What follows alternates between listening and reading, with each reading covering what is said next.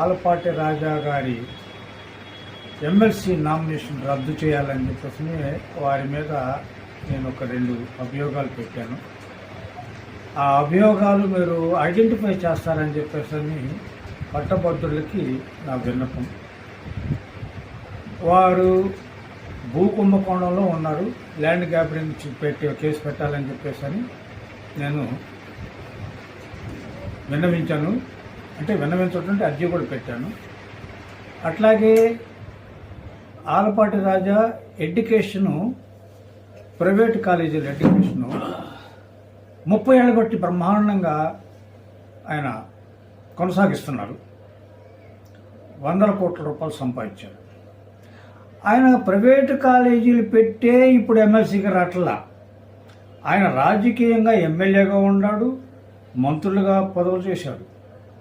ఇది ఉదాహరణ అనుకోవాలి మనం.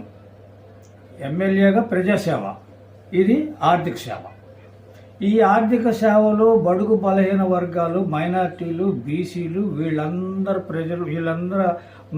విద్యార్థులతోటే ఆయన లబ్ధి పొందుతున్నాడు.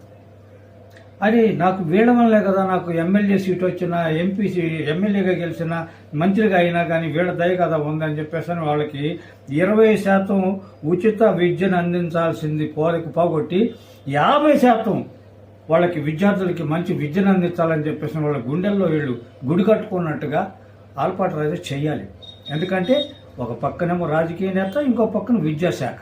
ఒకే విద్యామంత్రిగా విద్యాశాఖలో ఉంటే ఆయన ఏదైనా వ్యాపారం చేసుకోవచ్చు.